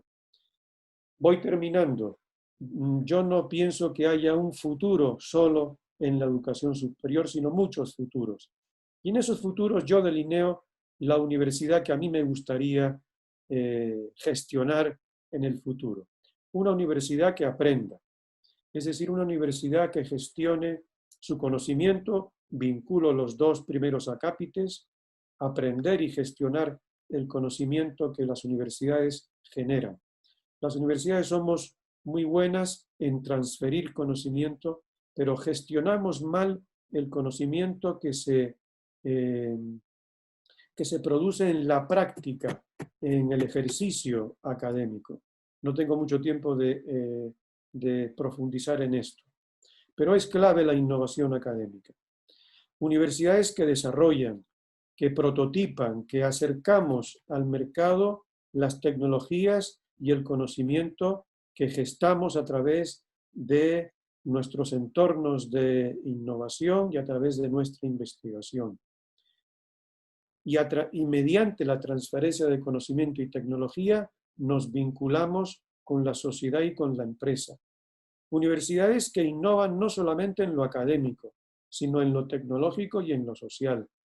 Universidades que emprenden en dos sentidos, que somos emprendedoras, que somos capaces de transformarnos, de dar respuestas ágiles a los problemas de la sociedad, y a su vez universidades que formamos en emprendimiento a nuestros estudiantes. No todos los estudiantes saldrán emprendedores, pero sepamos detectar los talentos emprendedores que hay en nuestros estudiantes y darles cauce a través de ecosistemas de innovación y emprendimiento dentro de la universidad o vinculados entre la universidad y el sector público y el Estado. Y universidades que gestionan. Hoy está muy de moda la palabra innovación, la palabra entendimiento. Yo veo que ya pocos hablan de gestión. La innovación que no se gestiona se pierde. El emprendimiento que no se gestiona se pierde. Hay que gestionar. Tenemos que seguir poniendo el acento en la gestión. Y una experiencia, avanzo rápidamente, y esta es mi última diapositiva, en gestión de la innovación y en innovación académica. El Laboratorio de Investigación e Innovación Docente de la UTPL es un laboratorio que hemos puesto en marcha desde hace ya 2 años, donde se da apoyo a los docentes de la UTPL que necesitan asesoría, acompañamiento en su ejercicio docente. También apoyo en las convocatorias de proyectos de innovación docente y de buenas prácticas docentes. Entonces, en este laboratorio, donde además desarrollamos aplicaciones para el uso de los docentes y hacemos formación docente, en el año pasado se pusieron en marcha 54 cursos y talleres, se capacitó al 85% de los docentes de la UTPL, se pusieron en marcha 53 webinarios abiertos al público externo, se capacitó a más de 5.000 personas en público externo, se pusieron en marcha 66 proyectos de innovación y proyectos de buenas prácticas educativas con 66 proyectos y 171 docentes participantes, y intervinieron 43 ayudantes de cátedra, estudiantes que se implicaron en los proyectos de innovación docente. Bueno, es una pequeña muestra de cómo se puede innovar a través de un laboratorio de investigación e innovación docente. Esto es todo. Muchas gracias y he terminado. Bueno. Muchísimas gracias, Santiago. No sé si me escuchan. Sí, te escuchamos, Sergio. Muchísimas gracias por la exposición. Lo que tú mencionas, básicamente el reto de las universidades, cómo enfrentar el futuro. Y dentro de eso, pues, hablas de nuevos perfiles de profesores, pues, nuevos perfiles, nuevas actitudes, el tema de los valores, y el tema de, coincidiendo con Claudio, el tema de la autonomía y la necesidad de tener una mayor autonomía para poder enfrentar los retos que vienen en el futuro, ¿no? Y planteas, pues, lo que para ti sería la universidad, de acuerdo con tus ideas, dentro de lo que se menciona innovación. Innovación, que es un tema, pues, yo creo que muy importante. Aquí no está muy desarrollado, si bien lo hablamos, pero muchas veces confundimos innovación con emprendimiento. Y uno puede ser, pues, emprendedor y no innovador, pero si es innovador tiene que ser emprendedor. Y como mencionas muy bien, en ambos casos, si uno no sabe realizar la gestión, ambos van al fracaso, ¿no? ¿Verdad? Pero lo particular de la innovación, sea esta incremental o sea disruptiva, es que está muy ligada a lo que es investigación en la universidad. Es decir, la innovación de calidad no puede existir si no hay investigación. Y si no hay investigación en la universidad, o para que haya investigación en la universidad, es importantísimo que existan los fondos para investigación, que existan los fondos de manera continua, de manera sostenible, para poder hacer esta innovación que resuelva los problemas principalmente del país. Y yo creo que a futuro estos temas deben ser mucho más discutidos como ustedes los plantean. Muchísimas gracias, Santiago. Vamos a proceder a la ronda de preguntas. Hay muchísimas preguntas por las cuales, pues, no todas, con la excusa de pertinente, no todas van a ser leídas, y vamos a empezar por la primera, que es una pregunta para Claudio, ¿no? ¿Verdad? Y dice,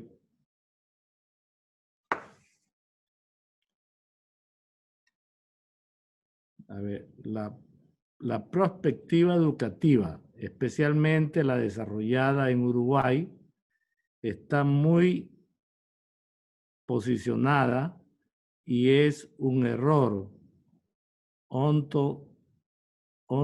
episistémico y teórico dejar la perspectiva como algo instrumental y no como una forma de pensamiento estratégico que ha sido reconocido por instituciones y entidades a nivel mundial. El futuro no es predecible, pero sí puede ser construido e imaginado. Y eso requiere cambiar el paradigma desde el cual situamos el análisis. Una pregunta media teórica, pero... No, pero interesante. Digamos, primero que no podríamos decir que hay un pensamiento prospectivo uruguayo. En general todos sabemos bien que el pensamiento prospectivo nació básicamente con Juvenal, que es la escuela de los futuribles, la revista Futuribles, que es la que ha planteado la metodología de los análisis prospectivos, y es claro que hoy la planificación estratégica ha sido superada por una planificación prospectiva, que obviamente la prospectiva como campo disciplinario, lo que de alguna forma asume que el futuro no existe, pero que el futuro lo podemos construir en términos de definir escenarios y trabajar para llegar a determinado escenario. Yo creo que, digamos, no hay una escuela teórica uruguaya de prospectiva, inclusive prospectiva no es un campo donde tengamos mucho desarrollo. Yo trabajo mucho prospectiva con Tomás Miklos, en el caso de México. Hicimos en el año 2006 un estudio grande sobre la prospectiva de la educación a distancia para América Latina, y trabajamos inclusive con los software que había desarrollado Juvenal. Pero en todo caso comparto en el sentido de que sí, que la perspectiva es eso. La perspectiva es un escenario en el cual se basa en los contextos de incertidumbre, y bueno, que efectivamente lo que yo decía es que en ningún escenario prospectivo lógico se escribió este evento, ni aún en los escenarios catastrofistas. Los escenarios prospectivos construyen escenarios, uno que es muy Waldina y otro que es catastrófico. Bueno, ni en el catastrófico, de los que yo he leído, que son bastantes, de estudios prospectivos sobre dinámicas universitarias o vinculadas a nuestro tema del conocimiento, nadie se le dio a la cabeza pensar se acaba la educación presencial como una perspectiva posible de un escenario. Por lo cual, en general, la vida es más rica que cualquiera de las cosas que pensemos. Y el futuro de las cosas, los futuribles, que son los futuros posibles, nos plantean multiplicidad de caminos que ni los podemos pensar. ¿Correcto? O sea, y en este mundo cada vez más global y cada vez más complejo, obvio que es cada vez más difícil pensar un camino de futuros. Yo decía al comienzo que no hay pitonisas, oráculos ni delfos que nos puedan explicar el futuro, pero tampoco ni campo científico, porque la prospectiva intenta en el corto plazo explicar, pero la prospectiva misma no funciona más allá de unos pocos años, y algunos estudios de la gente de Juvenal decía que más de 7 años es imposible pensar construir escenarios prospectivos. Pero creo que ahí es cada vez más cómo piloteamos las instituciones, cómo tenemos diversidades de caminos, porque el futuro sin duda que no lo conocemos. Perfecto, gracias. Una para Santiago. ¿Cómo lograr que la necesidad de utilización masiva y continua de las TICs para la formación educativa en todos los niveles de formación no pudieran generar generaciones de personas con un pensamiento lineal, pasivas, intelectualmente uniformizadas en cuanto al conocimiento y poco habituadas a la diversidad cultural y al uso de habilidades básicas? Ya, muy interesante la pregunta. Yo creo que el problema no está en las TIC, ¿no? Las TIC las tecnologías son un instrumento, son una herramienta. El problema está en la propuesta educativa, que esa la construimos los seres humanos. El problema, por tanto, no es tanto de tecnología, sino de mentalidad. Y una de las cosas que a mí más me preocupan en esta vorágine que vivimos, donde el centro se pone en las tecnologías, cuando todos sabemos que eso es tecnocentrismo y que las tecnologías por sí solas no enseñan, tienen que estar respaldadas por una propuesta metodológica, pero a su vez la propuesta metodológica tiene que estar nutrida de una propuesta metodológica, antropológica, disciplinar. Lo que yo temo es que cada vez más estamos reduciendo los contenidos formativos, no informativos. Yo distingo entre contenido informativo y contenido formativo. Y con esta idea de que todo está en Internet, ¿no? Todo está en Internet.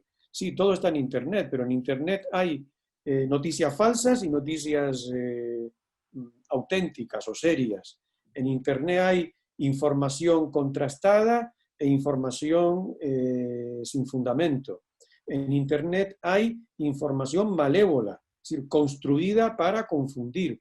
Entonces, el Internet es un continente donde hay de todo, ¿no? Como en la sociedad. Hay gente buena, regular y mala, ¿no? Entonces, decir que todo está en Internet es no decir nada.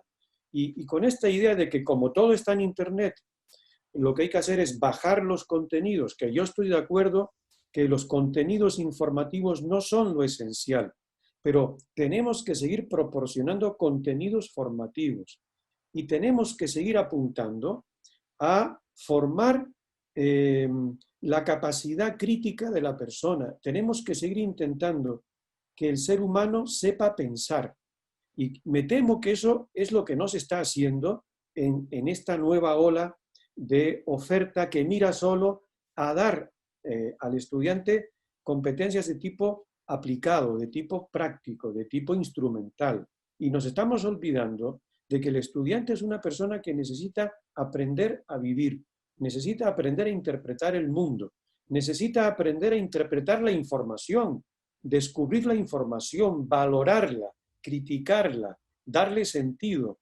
Todo esto creo que no depende de las TIC, depende de la propuesta formativa. Y ahí el problema está, y vuelvo a lo inicial, no en las TIC, sino en la mentalidad de los formadores, de los educadores. Somos nosotros los que tenemos que replantear los postulados desde los cuales estamos elaborando nuestras propuestas formativas. Gracias. Para Claudio, de parte de la doctora María Novoa, ¿qué criterio le merece lo planteado por el profesor pakistaní Sohail Inaluya del tanque de pensamientos de Metafuturos, que indica, entre otros de sus argumentos, que no se puede preparar la concepción del futuro con el presente, que constituyen una bisagra alimentada por las determinaciones históricas y que, dado este hecho, es posible construir un futuro, pero desde nuevas narrativas en ejercicios colectivos y participativos para gestionar estratégicamente. Bueno, me ha tocado una polémica con un especialista en el tema de futuro. No conozco el análisis de este pakistaní sobre este tema, por lo tanto, digamos, yo no soy un especialista, pero he estado trabajando. Digamos, el tema es la búsqueda del futuro, digamos, la búsqueda de las explicaciones del futuro.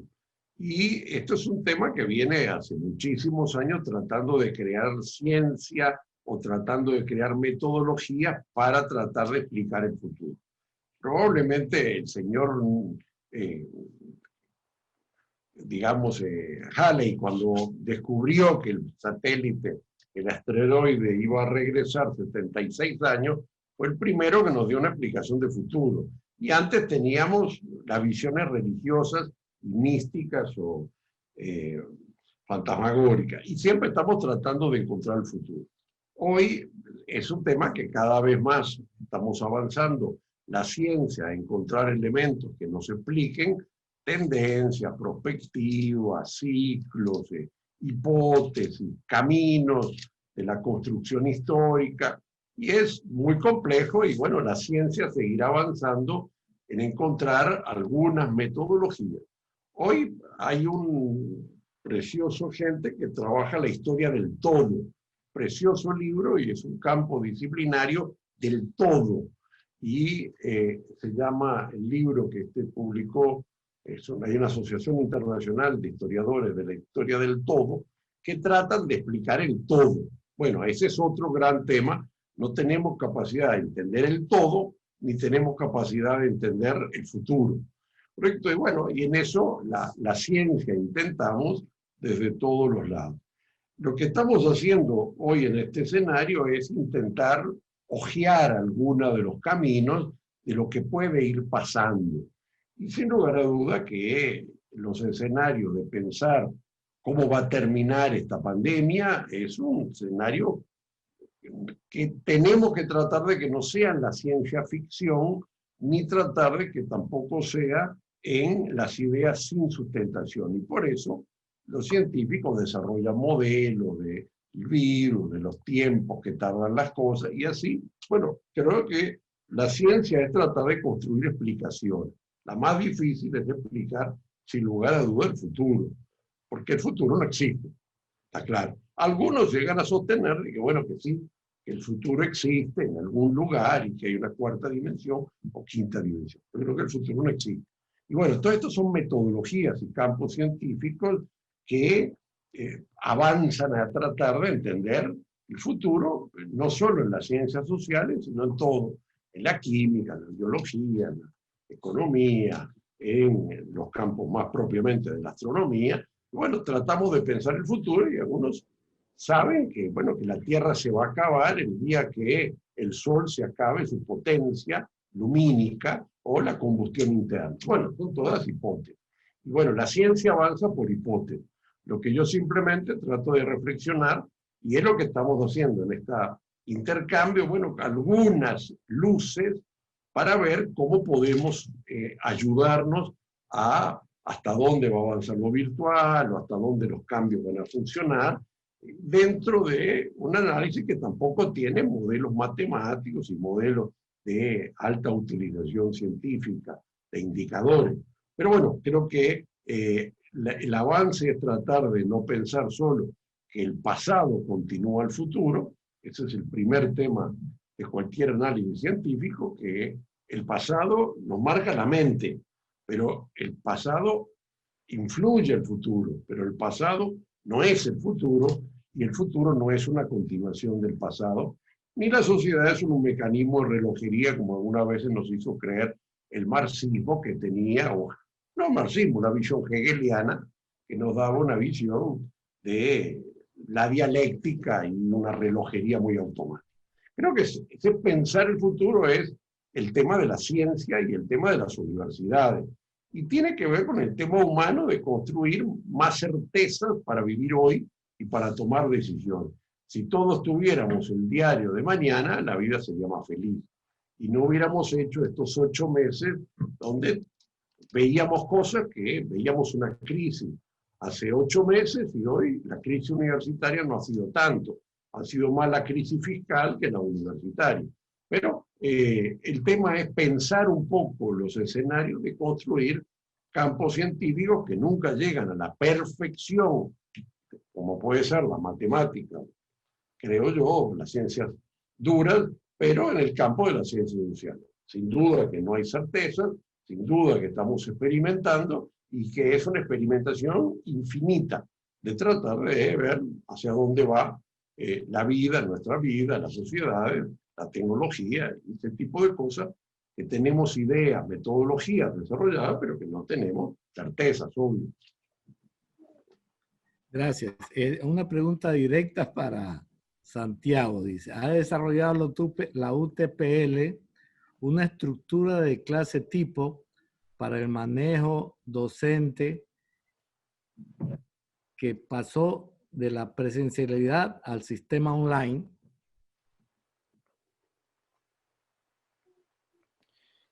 Sí. Bueno, lo que la UTPL ha hecho es que en las carreras bimodales los recursos de por ejemplo, supongamos la carrera de administración de empresas que existe en modalidad presencial y en modalidad a distancia, los recursos de aprendizaje de la modalidad a distancia se han puesto al servicio de la modalidad presencial. Eso ha funcionado en el caso de las carreras bimodales.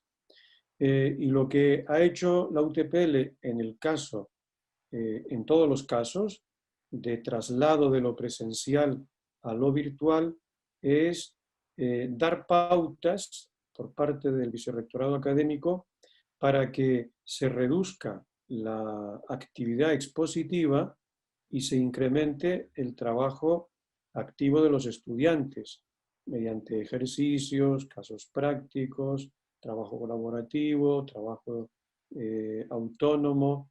Es decir, lo que no hemos hecho en absoluto es trasladar el tiempo de clase presencial a la clase virtual. Eso en absoluto, eso lo evitamos desde el primer momento, ¿no? Porque eso es pedagógicamente inviable, ¿no? Entonces hemos hecho una adaptación. No creo que sea diríamos, un esquema modelo, ha sido, lo acabo de decir, una adaptación, pero creo que ha funcionado bastante bien, ¿no? Y en el tema de recursos, insisto, lo que sí se ha hecho es poner a disposición del profesor presencial los recursos virtuales en los casos de carreras bimodales. Bien, una pregunta para los dos. En esta nueva modalidad del sistema de educación superior, es claro que los profesores debemos innovar. ¿Cuáles serían las competencias claves que el profesor debe adquirir? Bueno, yo creo que hay mucha bibliografía y mucha documentación en este tema de cuáles son las competencias de flexibilidad, innovación, investigación, integralidad, internacionalización, idioma. Yo escribí alguna vez que las 11 I, eran 11 que empezaban por I y armé un modelo por competencia. Pero yo creo que es la capacidad de reacción, la capacidad de sobrellevar. Hoy estamos en una enorme angustia humana de estar encerrado, del escenario de la pérdida, del miedo, del virus, del desconocimiento, y es la capacidad de sobrellevar las circunstancias. Esa es la más difícil, que es un tema muy psicológico y muy de pensamiento positivo, pero al mismo tiempo también requiere la investigación, el trabajo, el esfuerzo. O sea, hoy estamos todos pensando en estas tecnologías, pero yo creo que en un futuro tendremos que aprender también a programar, y en otro futuro andar a saber qué otra cosa. O sea, la sociedad cambia y por lo tanto las competencias requeridas también se van haciendo cambiantes, y ese es el tema de la vida, que es la educación permanente. Entonces, Matrix nos muestra un poco lo que yo creo que es. De alguna forma en Matrix va la persona y dice, bueno, yo necesito conocer tal cosa. Entonces, bueno, se le enchufan a la cabeza y sabe hacer tal práctica. Nosotros en educación todo es por si acaso. Vamos a estudiar química por si acaso que necesitemos, vamos a estudiar esto por si acaso, porque bueno, así funciona la cabeza. Y hoy tenemos que empezar a pensar ya no el por si acaso, sino irnos actualizando permanentemente a las nuevas competencias. O sea que hoy es esto, mañana lo otro, pasado mañana será otra cosa. No es solo máquina de escribir o taquigrafías de 100 años, o idiomas o informática. Bueno, habrá nuevas competencias porque la vida va cambiando. Lo que más importa, creo yo, es la cabeza fresca, la cabeza abierta, la cabeza dispuesta correcto, como decía muy bien Moren, correcto, la cabeza, correcto, es el tema de tener un pensamiento con la cabeza abierta para lo que venga y para, sobre todo, desaprender. Creo que más que aprender es importante y obviamente parte del tema, el tema es desaprender, la capacidad de cambiar. Y los seres humanos somos difíciles de cambiar nuestros paradigmas, nuestras visiones, nuestras concepciones. Bueno, y yo creo que hoy el mundo nos obliga a cambiar. O sea, no podemos seguir en la calle caminando como si no hubiera pandemia, no, hay que tener pandemia, hay que desaprender lo que eran las prácticas anteriores y aprender las prácticas nuevas. Esa es la capacidad. El que no tenga esa capacidad probablemente se lo va a llevar la pandemia.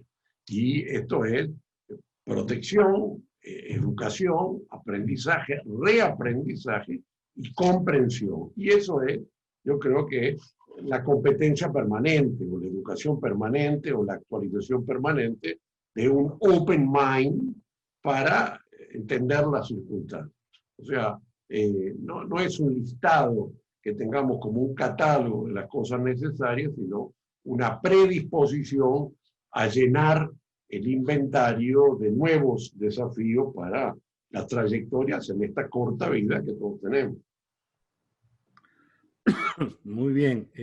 Santiago, no sé si quieres acotar algo al respecto. Y bueno, estoy completamente de acuerdo con lo que ha dicho Claudio, ¿no? Las competencias son competencias pedagógicas. Básicamente, el profesor tiene que manejar distintos enfoques didácticos. Yo no creo en que en una universidad se imponga un solo enfoque didáctico. No creo en eso. Yo creo que el profesor debe manejar distintas estrategias didácticas. Un día aplicará el enfoque de retos, otro el enfoque basado en problemas, otro día de la clase expositiva, con todos los ingredientes propios de una clase expositiva. La clase expositiva no tiene por qué ser unidireccional, puede tener un gran componente participativo, ¿no? Por tanto, competencias pedagógicas, digitales, emprendedoras como la creatividad, la flexibilidad. Y hay una que creo que es importantísima, que es el liderazgo. Los profesores tienen que ser líderes del cambio académico, del cambio educativo. No creo que una universidad pueda imponer la innovación académica. Eso no funciona, porque la resistencia al cambio siempre es grande en un profesorado diverso, en el que hay gente de muchas edades, de distintas extracciones, de experiencias docentes muy diversas. No funciona la imposición. Lo que sí funciona es el valor del ejemplo. Creo que hay que trabajar con un núcleo de profesores muy motivados. Este núcleo de profesores motivados, con ellos se puede formar una coalición por el cambio y esta gente arrastra al resto. Yo creo que no hay nada peor en el ser humano que ver que uno se va quedando al margen. Cuando uno ve que en una institución comienza una dinámica de transformación del ejercicio docente hacia la innovación, todos, el que más, el que menos, terminamos enganchándonos a ese carro.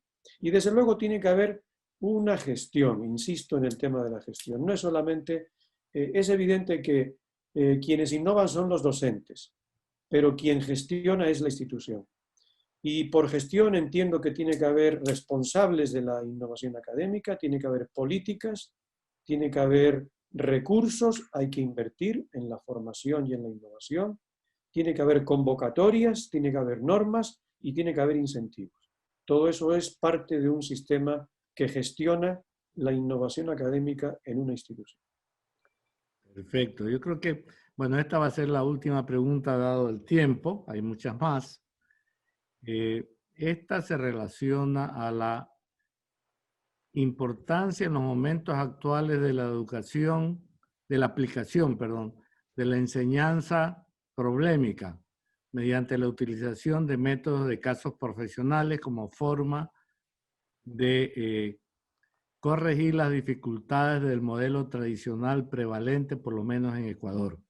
¿considera usted que la educación a distancia puede reemplazar a las clases presenciales porque éstas se manejan con métodos obsoletos? ¿Qué opinan? Bueno, yo creo que este caso nos muestra, digo, el modelo de casos nos muestra una situación realmente de la limitación. El estudio de casos que desarrolló Harvard y que ha sido muy útil también en la Universidad de Navarra, bueno, funciona sobre una base de una única situación que se describe en un caso. Ese caso tiene muchas explicaciones, mucho basamento, pero es un caso. Bueno, los modelos hoy virtuales empiezan a plantearse un marco diferenciado, que es, los casos se basan en multiplicidad de variables. Y por lo tanto, tú juegas con las variables. O sea, no sé si recuerdan la película en la cual el avión de Estados Unidos que cayó en el Hudson, bueno, le pusieron un simulador para mostrar que ellos fracasaban y él dijo, no, cámbiame tal variable. Y obviamente los pilotos fracasaron y el avión se cayó cuando hicieron la simulación. Yo creo que los modelos de casos son un escenario muy simple porque la realidad es mucho más compleja y eso lo permite hacer la digitalización y lo permite hacer los sistemas informáticos que crean variables y que generan la complejidad. Son los modelos de simulación, que al final es cambio de la variable. O sea, ahí tenemos un caso claro en el cual una metodología, que era una metodología basada en problemas, pero una metodología específica en estudio de casos, como usted dijo, no muestra que el modelo presencial de análisis de casos. Sin duda, la gente discute un caso y se reúnen alrededor de ese caso, pero no es lo mismo que tú puedes correr las variables en términos de, no es una variable X, una variable Z. Hay un juego que se llama SimCity que permite jugar con simulaciones y cambiar todas las variables y efectivamente nos muestra que la capacidad es muy superior. Yo sí creo, pero no por un tema conceptual y teórico, sino también por empiria, que los sistemas de informática permiten mejores aprendizajes. Eso no significa educación a distancia, porque la educación a distancia puede ser simplemente un modelo sincrónico de conferencias presenciales o un modelo de prácticamente PDFs y PPT y materiales planos. No, esto es una complejidad mucho mayor y en este camino vamos a desarrollarnos cada vez más.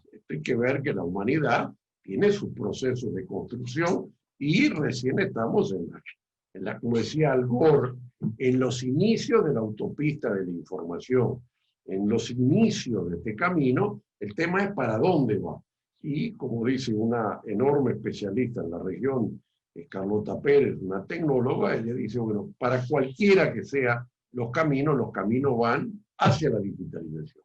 Los caminos del futuro, más allá de que no sabemos para dónde va el futuro, es probable por el ciclo tecnológico que vamos hacia lo digital.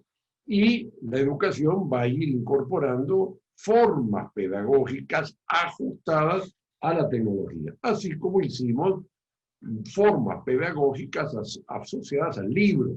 El seminario es una discusión que inventó Humboldt sobre el libro y ahí tenemos muchas metodologías de aprendizaje asociadas a ese recurso que es el libro, la guía didáctica, y ahí ha ido modificando. Bueno, ahora estamos no en el mundo analógico del libro, sino en el mundo digital, y vamos a ir construyendo otras metodologías, otras pedagogías, otras comprensiones de los procesos de sinapsis para permitir aprender mejor.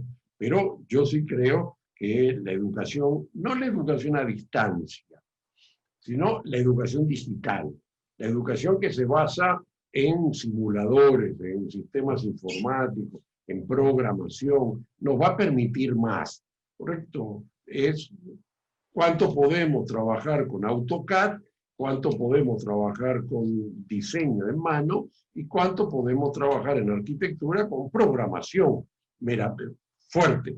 ¿Correcto? Bueno, ahí vemos los diferentes. Yo sí creo que el camino va a ser mejores conocimientos gracias a sistemas informáticos.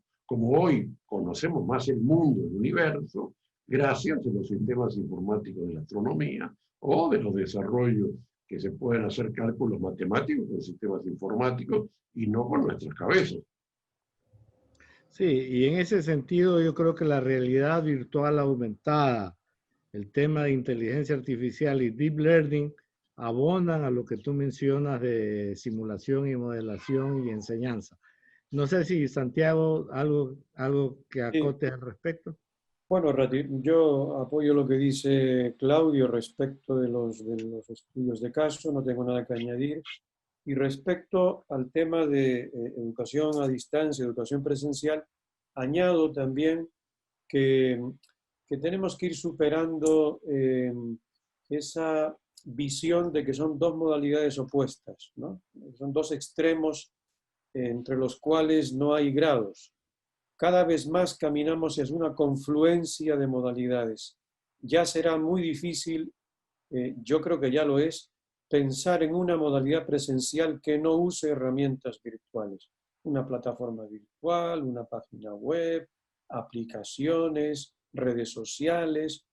Y la educación a distancia admite ciertos grados presenciales, ¿no?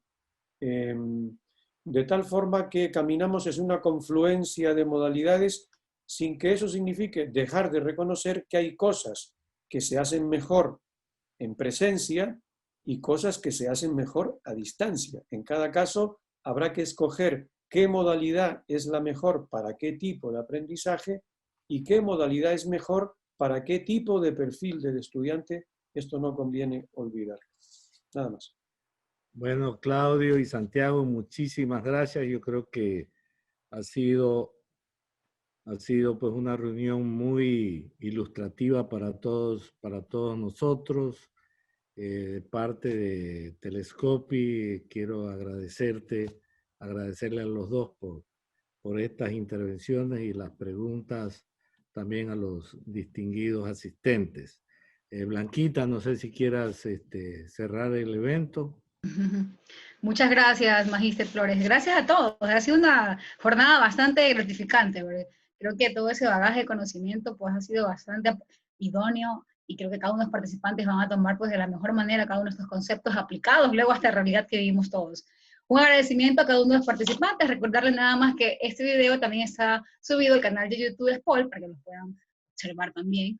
Y recordarles que el día de mañana, pues continuamos con nuestro último día, pero también importante como todos los días, en donde vamos a aprender la gestión académica y su vinculación con el sector productivo, retos y desafíos. Ese es el panel del día de mañana, así que el 6 de noviembre a las 10 de la mañana estaremos todos listos, conectados, también como hasta ahora. A los participantes, pues gracias por la acogida favorable que han tenido a esta jornada interesante, y bueno, nos despedimos así, agradeciéndoles a ustedes por su excelente participación. Muchas gracias por aportar a estas magistrales conferencias estos 2 días, y nos veremos el día de mañana a las 10 en punto de la mañana. Gracias a todos.